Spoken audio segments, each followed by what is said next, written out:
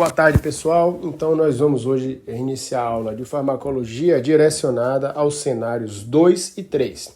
Especificamente agora ao cenário 2.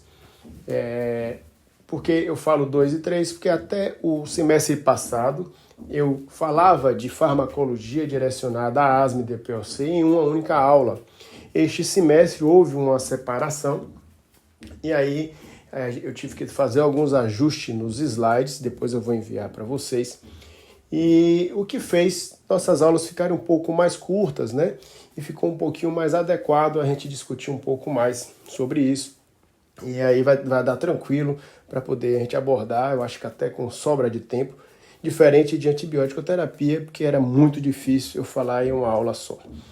Então, vamos lá. Cenário 2, né? Paciente com histórico de tabagismo e diagnosticado previamente com doença pulmonar obstrutiva crônica em estágio moderado.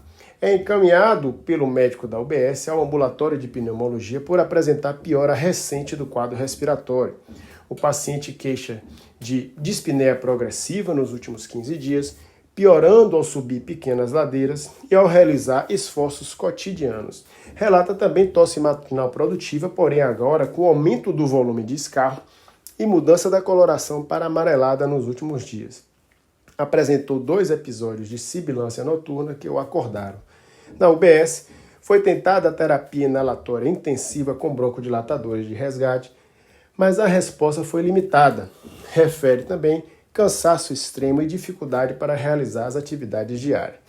Os resultados dos exames mostravam uma leve leucocitose, uma saturação baixa, 88% em ar ambiente, e um raio-x de tórax, a radiografia de tórax com hiperinsuflação pulmonar, rarefação de vasos e campos superiores, sem infiltrados nítidos. Então a gente vê aqui um quadro clássico de DPOC descompensada. E aqui a gente já sabe também, já nesse quadro, a gente já fica uma informação importante. O principal motivo de descompensação da doença pulmonar obstrutiva crônica é a infecção do trato respiratório, a pneumonia, que é o que provavelmente esse paciente tem, né? Então, é um paciente que ele já fumava, né? Então já tem um histórico de tabagismo, que é o principal fator etiológico da doença pulmonar obstrutiva crônica, e ele começa a piorar seus sintomas respiratórios, dispneia, tosse com aumento do volume e do aspecto da secreção, agora mais amarelado, então fala muito a favor de uma infecção pulmonar, e piorou os outros sintomas de sibilância, despertares noturnos, enfim. E houve aqui uma coisa importante que foi uma refratariedade à terapia inalatória intensiva com broncodilatadores. E a resposta foi limitada, em relação a isso. Aos exames a gente vê aqui uma leve leucocitose, o que corrobora também com a infecção bacteriana do trato respiratório. Uma saturação de 88% em ambiente. Então esse paciente, apesar de estar com a descompensação do quadro, não é um quadro tão grave assim, que necessita, por exemplo, de uma intubação, a depender da gasometria, tudo bem, né? Porque provavelmente é um paciente que tem uma hipoxemia crônica, né? A saturação dos pacientes, a maioria dos pacientes que têm uma DPOC já no estágio mais avançado, é cronicamente mais baixa, né? 88, 90, às vezes até menos do que isso, e a gente tem que aceitar. Radiografia de tórax, a gente vê aqui um aspecto clássico do paciente enfisematoso, que é uma hiperinsuflação pulmonar, aquele aumento do diâmetro longitudinal e antero-posterior, rarefação dos vasos e dos campos pulmonares, isso aqui se chama oligoemia, né? A gente vê uma hipertransparência nas radiografias de tórax, fica mais preto realmente, porque eu tenho tanto ar e eu tenho uma destruição não só de parênquima, mas muitas vezes da vasculatura, que eu tenho uma substituição da imagem dos vasos, que são mais hipotransparentes, para uma imagem mais hipertransparente. Às vezes há uma rarefação da imagem dos vasos, principalmente nos campos superiores, que são as áreas onde geralmente tem mais enfisema. Não há infiltrados nítidos, né? que possa corroborar mais com o diagnóstico de pneumonia, mas nesses pacientes, muitas vezes, por causa dessas imagens que são mais bem clássicas da DPOC, na radiografia simples a gente não consegue ver imagem de pneumonia. E muitas vezes na pneumonia, não só no DPOC, o quadro clínico inicial, eu não preciso ter necessariamente, simultaneamente, o quadro clínico e imagem radiográfica. Pode ser que amanhã ou depois eu faça uma radiografia nesse paciente e já apareça infiltrado. Então esse paciente, a depender de onde ele vá, por exemplo, se ele for necessário uma internação e para alguma emergência ou UPA, o ideal é que se faça uma tomografia de tórax para verificar realmente se não há infiltrado, broncograma aéreo, enfim. A principal entidade que gerencia e elabora os principais guidelines e diretrizes do manejo do paciente DPOC é o GOLD, né? Então, o ideal é que vocês vão e cheguem a acessar o GOLD pela internet, né? E aqui a definição de DPOC pelo GOLD é a condição pulmonar heterogênea, caracterizada por limitação progressiva e geralmente irreversível ao fluxo aéreo.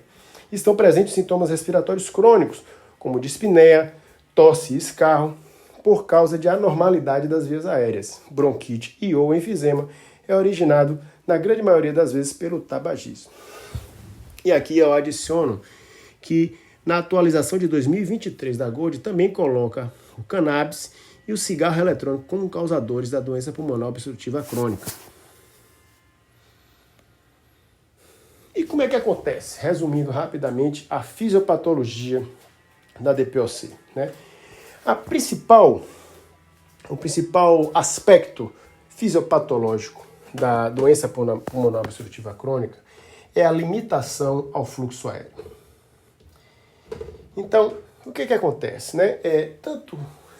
A gente sabe que a principal etiologia é o tabaco, tanto o tabagismo como outras etiologias, né?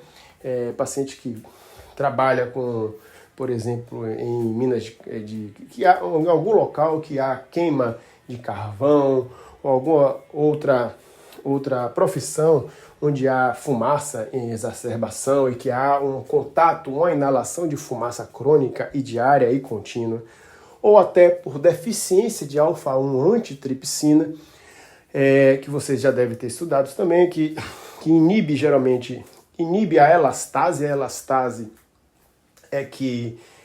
a antitripsina é que inibe a elastase é que tem a função de destruir a elastina, né, pulmonar. Então, se eu inibo a antitripsina, né, se há essa deficiência de antitripsina, a gente sabe que vai haver uma maior destruição de elastina e uma maior destruição desse parênquima pulmonar como um todo e que vai levar ao enfisema pulmonar, uma das entidades, um dos fenótipos da doença pulmonar obstrutiva crônica. Então, como é que ocorre, né? Principalmente nos nossos bronquíolos terminais, nós precisamos de uma normalidade, né? Uma rigidez dos nossos tecidos, das nossas proteínas elásticas, a elastina. Porque nosso pulmão, ele tem essa capacidade, né? De, ao se ser inflado, ao ser insuflado, ele retornar passivamente para o seu comprimento de repouso através de nossos tecidos elásticos. Claro, também tem o recolhimento da caixa torácica que ajuda nisso aí, mas também em relação ao próprio tecido elástico pulmonar. Ele faz isso de forma passiva. No momento que a gente inspira, a gente acumula energia elástica e a elasticidade é justamente isso, a capacidade de retornar ao volume de repouso uma vez que foi deformado, né? Ao perder essa capacidade de elasticidade, perder esse tecido elástico, principalmente nos nossos bronquíolos terminais, o que acontece com a DPOC, principalmente no enfisematoso, é uma obstrução precoce das vias aéreas. Justamente porque a gente vê aqui nesse ponto aqui, onde há um colabamento do bronquíolo, e aí é justamente porque neste local, onde não há uma homogeneidade da saída do ar, há um colabamento desse bronquíolo terminal e esse ar acaba ficando aprisionado nesses alvéolos do nosso sistema respiratório. Do nosso não, né? Dos pacientes com enfisema pulmonar. E aí é que geram os principais sintomas. Isso vai se formando de forma crônica, o paciente vai perdendo o parênquima, vai destruindo o parênquima se ele não cessar esse tabagismo. E começa, no momento que ele faz algum esforço maior, por exemplo, subir uma ladeira, andar um pouco mais rápido, subir uma escada, que ele precisa respirar mais vezes, e quando ele respira mais vezes, aumenta a sua frequência respiratória, ele acaba reduzindo também o seu tempo de exalação. A gente, quando respira, a gente precisa de um tempo maior para expirar do que para inspirar. Geralmente eu inspiro em 1 segundo e demoro 2 a 2,5 segundos para expirar. Quando eu aumento a minha frequência respiratória, eu às vezes diminuo esse tempo. Se eu uso a frequência respiratória, por exemplo, de 30 incursões por minuto, esse tempo de exalação vai reduzir. E no paciente que tem enfisema pulmonar, que tem doença pulmonar obstrutiva crônica, ele precisa de um tempo mais prolongado para expirar. E no momento que ele descompensa, ele não vai ter mais esse tempo. Então, seja aos esforços, ou seja, frente a uma infecção e uma resposta inflamatória que demande um aumento da frequência respiratória, esses pacientes vão descompensar justamente com uma limitação aguda ao fluxo aéreo que já era complicada. Então, há sibilância, há uma dispneia importante. Na hemogasometria arterial, a gente vai encontrar uma piora adicional da sua hipoxemia, que é crônica, e pior do que isso, uma acidose respiratória, que é o acúmulo de CO2 fazendo cair o pH no sangue. E esse paciente aí, sim, precisa ir imediatamente ao hospital para ser atendido e muitas vezes ser submetido a uma ventilação mecânica. Prioritariamente, ventilação mecânica não invasiva, vocês devem abordar isso na disciplina de habilidades. E aqui está, a clássica radiografia de tórax do paciente enfisematoso.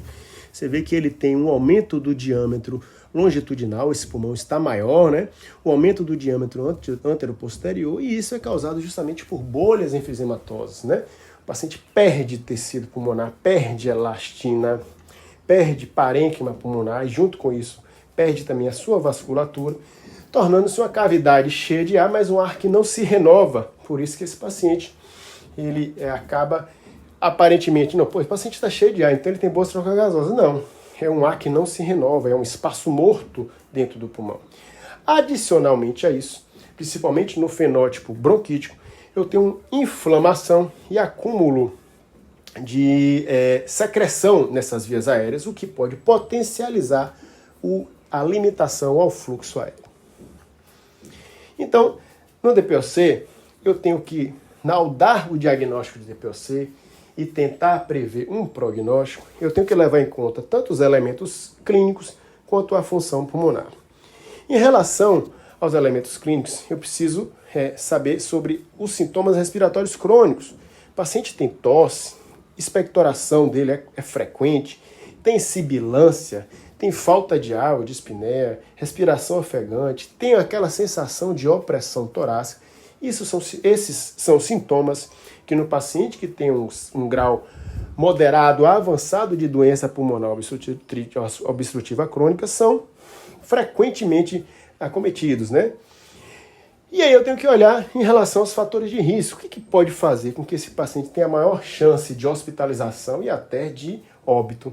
Uma idade superior a 40 anos, tabagismo ou inalação de gases irritantes ou de material particulado em ambiente ocupacional, deficiência de alfa-1 antitripsina, como foi falado aqui, história familiar de DPOC e fatores relacionados à infância, baixo peso ao nascer, infecções respiratórias na infância, entre outros. Em relação à função pulmonar, a gente vai ver, eu vou mostrar num gráficozinho, que a doença pulmonar obstrutiva crônica é um distúrbio obstrutivo, como o próprio nome diz. É um distúrbio ventilatório obstrutivo, e isso a gente consegue visualizar na espirometria, uma relação VF1 sobre capacidade vital forçada, que é chamada de índice de Tifenot, inferior a 70%, ou 0,7%, após o broncodilatador. E aqui a gente vai ver a grande diferença entre DPOC e asma. Enquanto na asma eu tenho uma limitação do fluxo aéreo reversível, então ela melhora com o broncodilatador, na DPOC isso não acontece, porque a alteração de parênquima é alteração estrutural e é irreversível. Aqui em relação ao fluxo aéreo, à esquerda vocês estão vendo um gráfico de fluxo expiratório, o gráfico fluxo-volume, e a gente vai ver, galera, que há uma redução tanto do fluxo quanto do volume. Esse paciente, esse aqui é um gráfico de expiração, o fluxo expirado, a parte que está para cima, aí a parte positiva é o fluxo expiratório. Esse paciente tem uma grave limitação ao fluxo expiratório justamente por aquele colapamento precoce das vias aéreas que eu cheguei a falar para vocês. Então, o de vermelho é a obstrução e o traçado de azul é o normal. E o outro gráfico à direita é a curva de capacidade vital forçada. Então, é um gráfico de volume sobre tempo. Capacidade vital é todo o volume de ar que você consegue expirar após uma inspiração total. Você faz uma inspiração até a sua capacidade pulmonar total e depois você expira tudo, o ar todo que você consegue expirar, persistindo ainda no pulmão somente o volume residual. E dentro desse gráfico de volume, que é o gráfico de volume vital forçado, a gente vai medir a quantidade de ar que saiu no primeiro segundo. Por quê? O normal, e nós que respiramos, que não temos a doença pulmonar obstrutiva crônica, é que a gente consegue soltar, exalar, expirar, mais de 80% do ar todo expirado.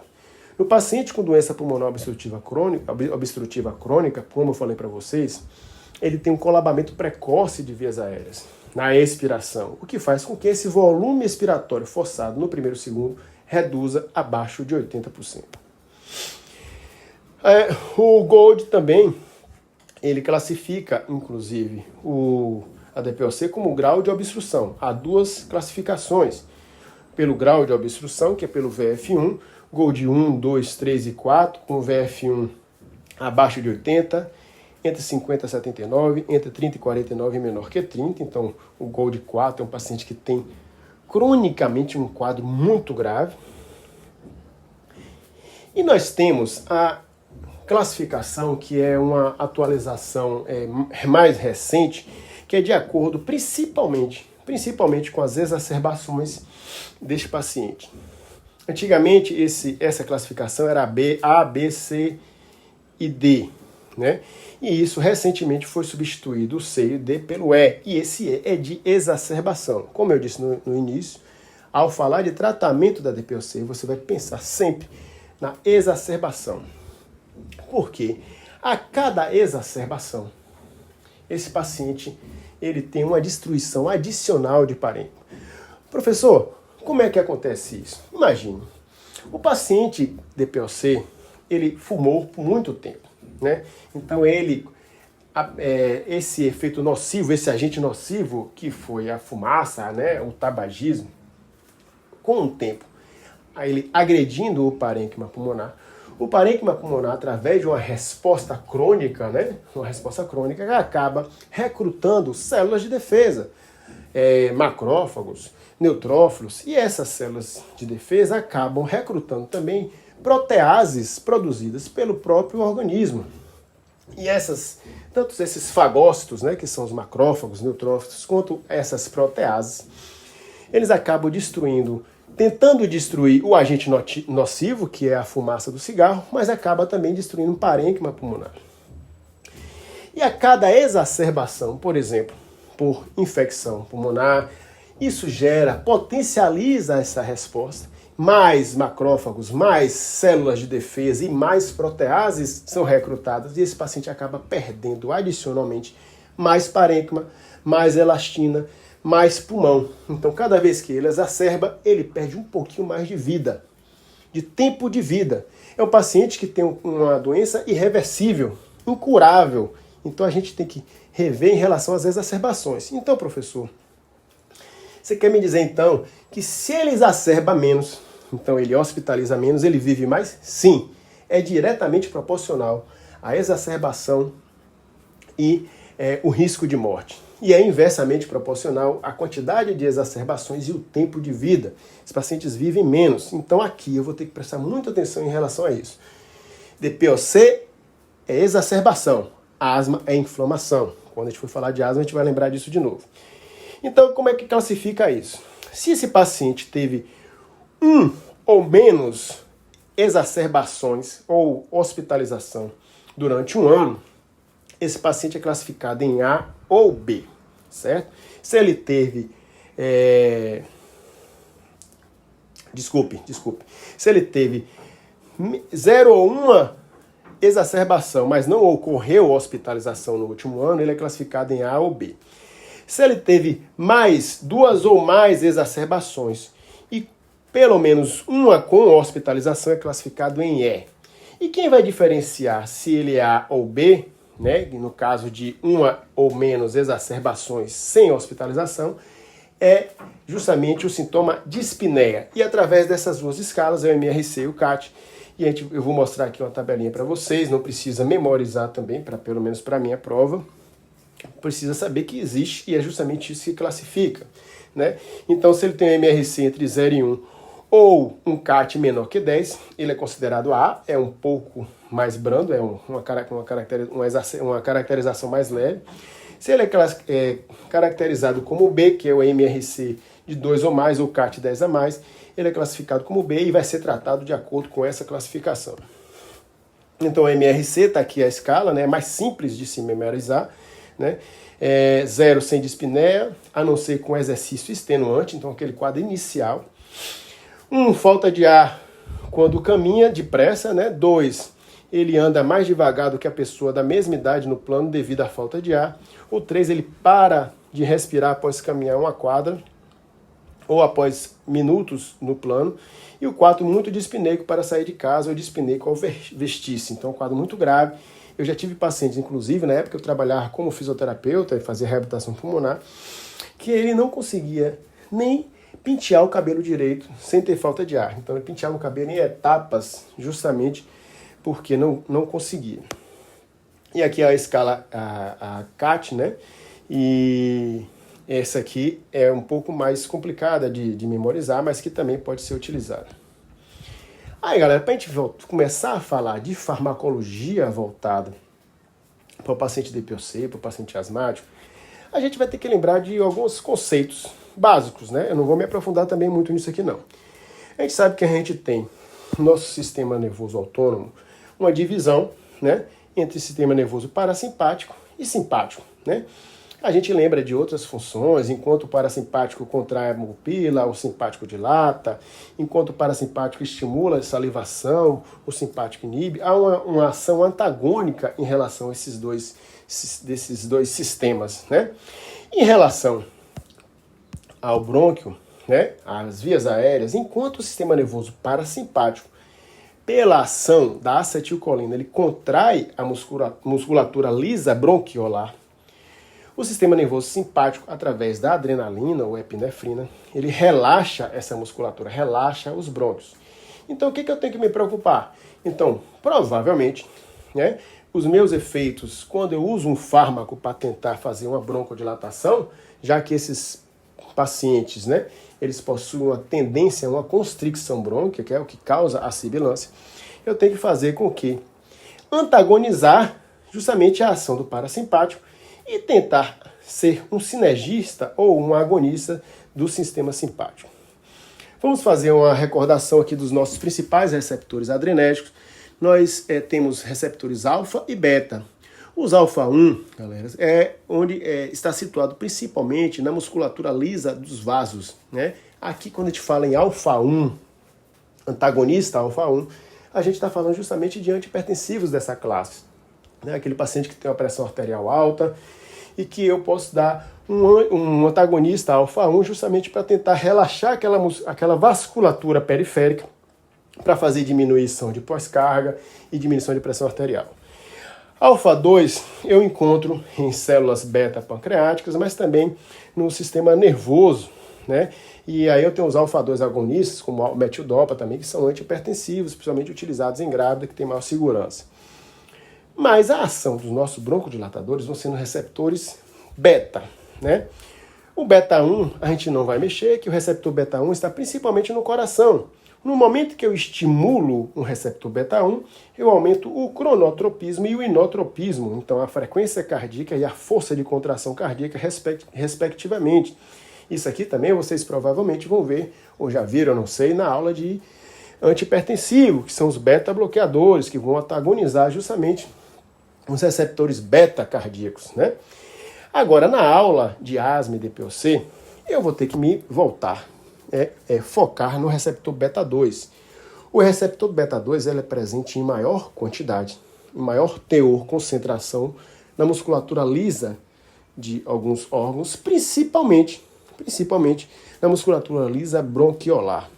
Então, quando eu estimulo o receptor beta 2, se eu faço um agonismo no receptor beta 2, eu levo ao relaxamento do bronco, e aí a broncodilatação, consequentemente.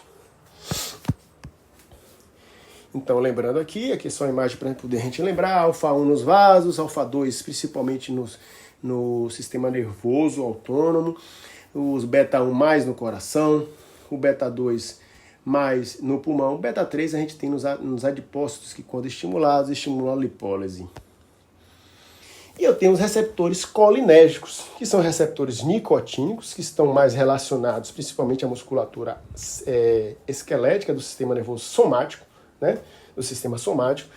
E os receptores muscarínicos. E quando eu falo de pulmão, eu estou falando do M3, receptor muscarínico 3, que são os receptores da acetilcolina. Esses receptores muscarínicos, quando estimulados pela acetilcolina, o receptor M3, quando estimulado pela acetilcolina, ele leva à broncoconstricção.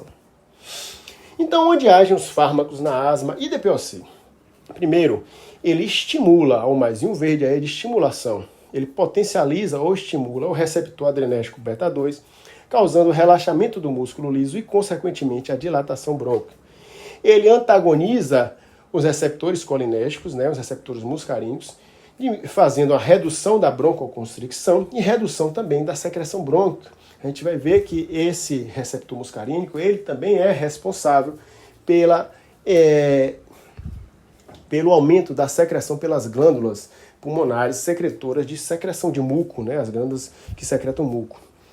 Reduzem a cascata inflamatória, né, antagonizam ou bloqueiam a cascata inflamatória com a redução de liberação de neocortrienos e prostaglandinas.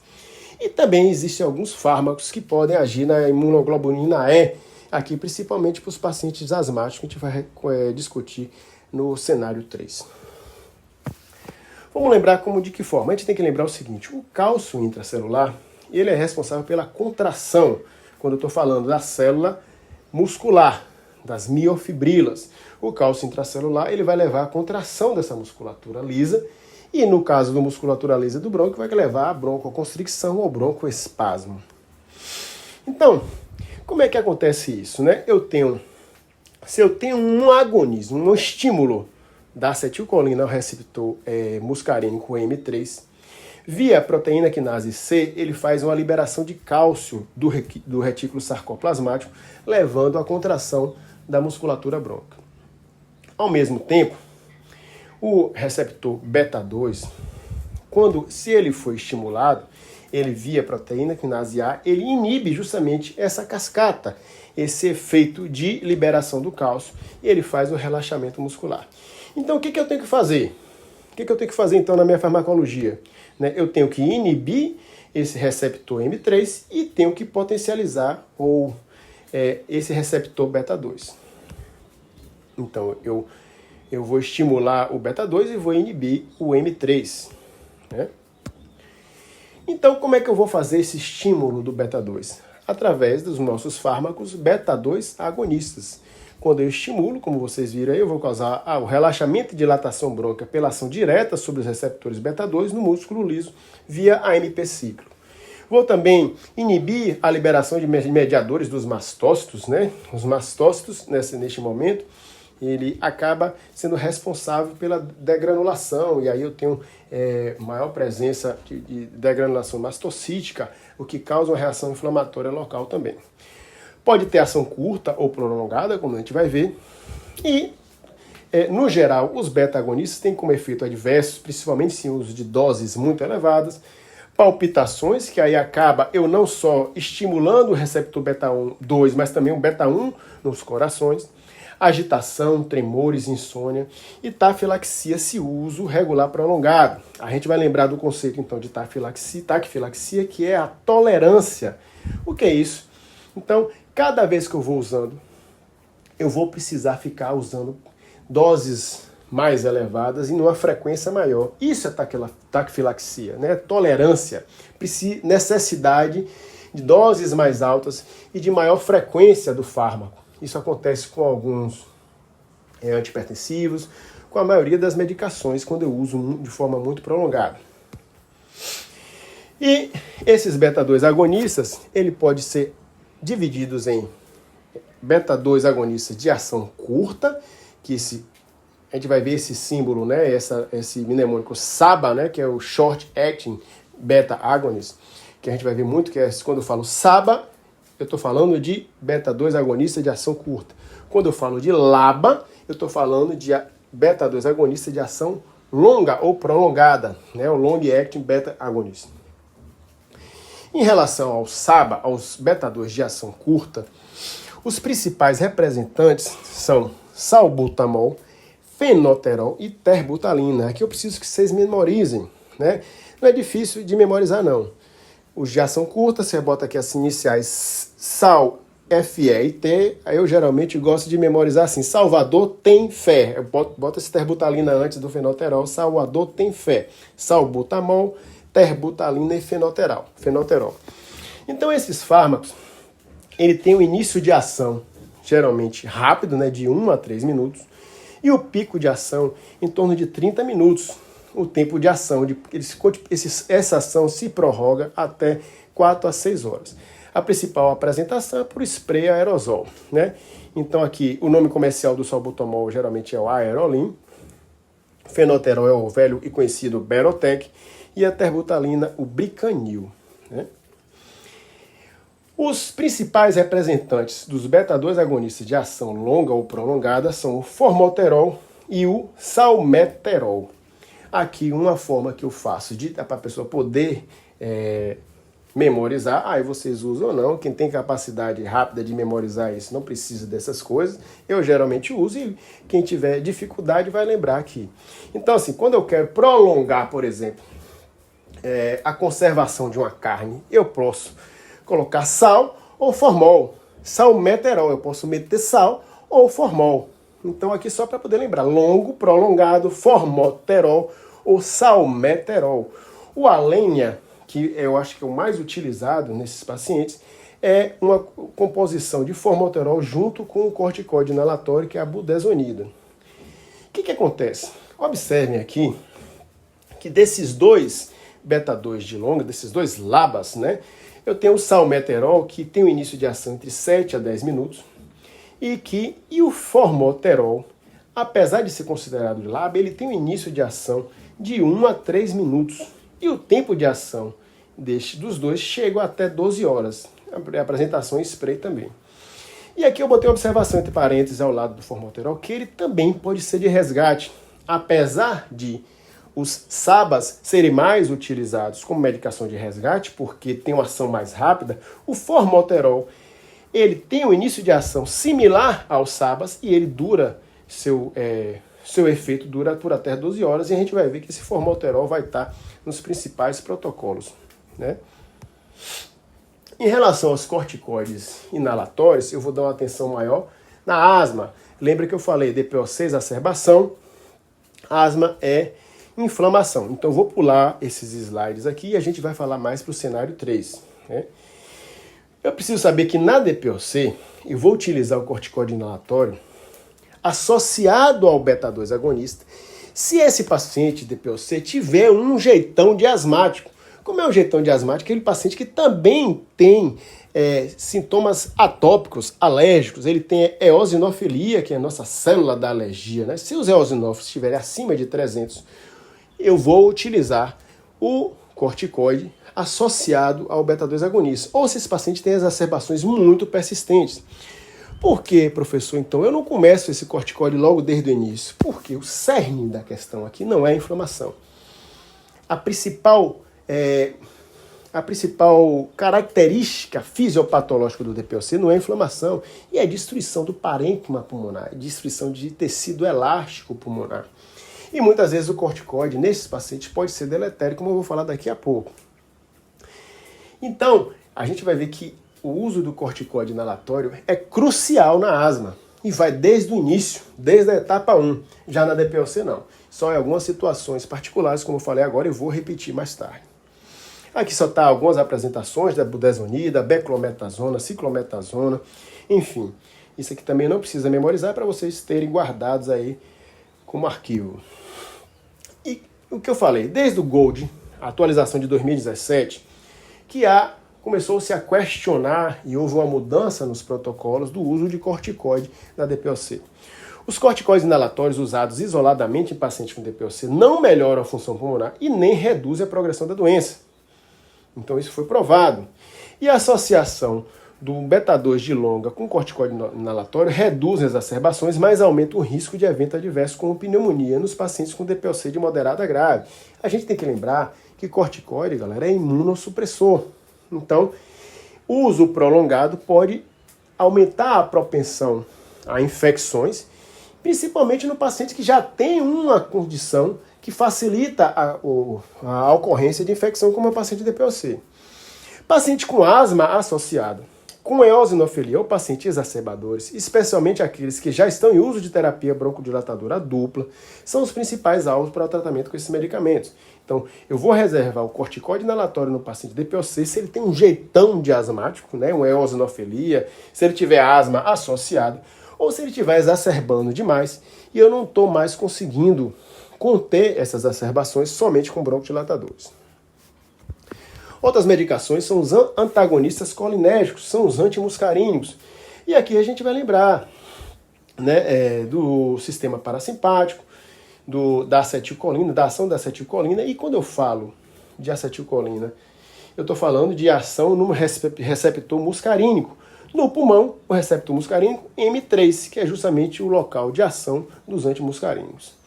Então, eles bloqueiam os receptores muscarínicos, evitando as ações da acetilcolina no pulmão. Quais são? Contração da musculatura lisa bronquiolar e produção de secreção das glândulas submucosas. Então, quando eu uso um antagonista, um antimuscarínico, eu estou favorecendo a broncodilatação e a diminuição de secreção, o que pode melhorar a condição de limitação de fluxo aéreo desses pacientes. Existem também o de ação rápida, então antimuscarínico de ação rápida, que é o SAMA, né, de SAMA, que é o brometo de pratrópio, que é o famoso atrovente, e o brometo de tiotrópio, que é o de ação longa, que é chamado LAMA, né, Long Action Muscarine Antagonist, que é justamente o mais famoso, é o famoso Spiriva. Os antimuscarínicos, então, são menos eficazes e têm início de ação mais lento que os beta-2 agonistas. O uso associado dos dois, beta-2, nas crises asmáticas, que não responde ao tratamento inicial ou quando associados à hipersecretividade bronquial. Então, nas crises asmáticas, a gente vai falar no próximo cenário, eles são melhores quando associados em pacientes que têm, além da crise asmática, hipersecretividade bronquial. O brometo de ipratrópio é o tratamento de escolha para broncoespasmo induzido por broncodilatadores. E eu tenho bons resultados no manejo da tosse crônica do DPOC, isso aqui com o brometo de tiotrópio, em associação com corticoides. Os efeitos adversos são justamente os efeitos que antagonizam o sistema nervoso parasimpático. Boca seca, cefaleia, tontura e taquicardia. Outras drogas que eu posso utilizar, aqui em caráter excepcional, tanto na asma na DPOC, eu posso usar na exacerbação aguda, naquele paciente que chega na emergência, que eu não estou conseguindo controlar com nada, o sulfato de magnésio, que ele modula a entrada de cálcio e inibe a acetilcolina. Então a indicação é crise asmática ou crise de broncoespasmo, se for DPOC, né, refratária aos demais broncodilatadores. Em relação à asma, a gente vai falar também do anti-IgE e o anti-L5, não é caso assunto para este cenário. Então, qual o protocolo do Gold? Justamente baseado em exacerbação. Então, quando eu falar de DPOC, é cuidado cuidado para ele não exacerbar, não se hospitalizar. Como é que eu vou fazer isso, professor? Infelizmente, é aquela parte chata da aula, quando a gente não fala de remédio, a gente fala de profilaxia, de prevenção. Então esse paciente precisa, primeiro, cessar tabagismo, importantíssimo. Tem que conscientizar, eu já estou com o pulmão destruído mesmo, eu vou fumar. Não, meu amigo, se você fumar, continuar fumando, você vai exacerbar mais e seu tempo de vida vai encurtar bastante. Segundo, reabilitação pulmonar, importantíssimo, reabilitação pulmonar, fisioterapia respiratória nesses pacientes. Isso é comprovado, viu, galera? Isso é comprovado como melhora de sobrevida nesses pacientes. Se eu estou falando que eu quero exacerbar menos, eu preciso que esse paciente seja bem vacinado contra influenza, pneumococo, pertussis, Covid-19 e herpes zoster. Professor, mas herpes zoster geralmente não tem nada no pulmão. Meu amigo, mas vai fazer ele ir para o hospital. Se ele vai para o hospital, ele tem maior propensão de infecção sobreposta, infecção nosocomial. Então, esses pacientes, no manejo não farmacológico, é muito importante. Às vezes, mais importante que o manejo farmacológico. Em relação ao manejo farmacológico, como é que eu vou fazer? Então, se esse paciente, se ele é do grupo E, né, que tem 2 ou mais exacerbações e pelo menos uma hospitalização, esse paciente vai usar um LABA, então um beta-2 agonista de ação prolongada, mais um LAMA, um antimuscarínico de ação prolongada, e vai usar o corticóide inalatório, né, que é o ICS aí, se eosinófilos acima de 300 por milímetro cúbico. Então, por exemplo, um LABA que ele poderia usar aqui seria um formoterol, um LAMA, um tiotrópico. E se ele tiver um eosinofilia acima de 300, ele vai usar uma beclometasona, enfim. Se esse paciente for do grupo A, que é o paciente que não teve hospitalização e teve uma ou menos exacerbação, esse paciente vai usar simplesmente um broncodilatador, ou um LABA ou um LAMA. Se esse paciente for do grupo B, ele também não teve hospitalização e teve 1 ou 0 exacerbações, mas esse paciente tem mais sintomas, né? Tem mais dispneia, tem mais sintomas respiratórios, tosse, opressão, enfim. Ele vai usar uma terapia dupla broncodilatadora, um LABA mais um LAMA. Lembrando que se esses dois vierem associados em um único dispositivo inalatório, é mais eficaz do que múltiplos dispositivos. Crise de broncoespasmo na emergência. Independente se for DPOC ou asma. Aqui é só para a gente lembrar. Aqui é um macete para a gente lembrar se você estiver trabalhando numa UPA, numa emergência hospitalar. Primeiro, esse paciente vai verificar a necessidade de oxigênio. Você tem que saber, no paciente DPOC, qual era a condição de saturação prévia desse paciente. A saturação basal dele, será que a família consegue falar? Era 88, 89, para saber se esse paciente ele está tendo um grau adicional de hipoxemia, para verificar a necessidade de uso de O2 suplementar ou não. Gasometria arterial, importantíssimo, principalmente para ver se esse paciente tem acidose respiratória, e aqui ele vai necessitar, se tiver acidose respiratória, de ventilação mecânica, principalmente ventilação mecânica não invasiva, para evitar a intubação nesse paciente, porque intubação, ventilação mecânica predispõe ao paciente a mais infecção e uma dificuldade de sair desse respirador e ficar mais tempo no hospital. Raio-x de tórax, para ver principalmente se tem a exacerbação por pneumonia. Este paciente, se ele tem uma crise de broncoespasmo, se chegou aí em emergência, galera, é porque ele está grave. Então esse paciente já vai começar com um fenoterol, né, um beta-2 agonista de ação curta, aqui é um exemplo, fenoterol 4 puffs a cada 20 minutos, e já posso utilizar também corticoide. O corticoide na DPOC estável, na DPOC crônica, né, no estado crônico estável, eu não tenho benefício, mas neste momento de exacerbação eu vou ter que usar o corticoide. Então, considerar nebulização com 20 gotas de fenoterol e 40 gotas de ipratrópico, né? Mais 5 ml de soro fisiológico a 0,9%. Na impossibilidade de uma terapia inalatória, então esse paciente ele não consegue fazer nem nebulização. Ele está com tanta falta de ar que ele não consegue fazer nem nebulização. Principalmente se esse paciente tiver anafilaxia associada, se for um quadro alérgico importante, um quadro anafilático, eu posso utilizar a adrenalina subcutânea, 0,01 miligrama por quilo. Não vou cobrar dose na prova, mas é para vocês terem aí registrado.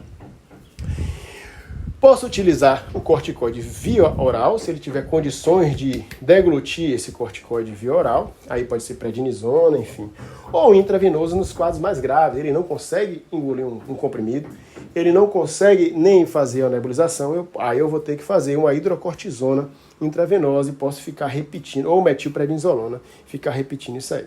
Em casos severos de insuficiência respiratória, eu vou utilizar tudo. Vou utilizar o beta-2 de curta, corticoide intravenoso e vou adicionar também o sulfato de magnésio, principalmente se esses broncodilatadores iniciais não estiverem tendo efeito. E aí sim, você está querendo evitar uma intubação orotraqueal e ventilação mecânica invasiva.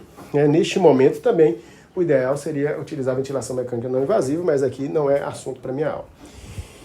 Então é só isso, galera. Qualquer dúvida, né, já que a aula foi gravada, vocês falam comigo na faculdade ou mandam aqui pelo WhatsApp que a gente tenta sanar. Próximo cenário, a gente vai repetir alguns conceitos destes, mas a gente vai focar mais na inflamação. Lembrando, DPOC exacerbação, asma, inflamação.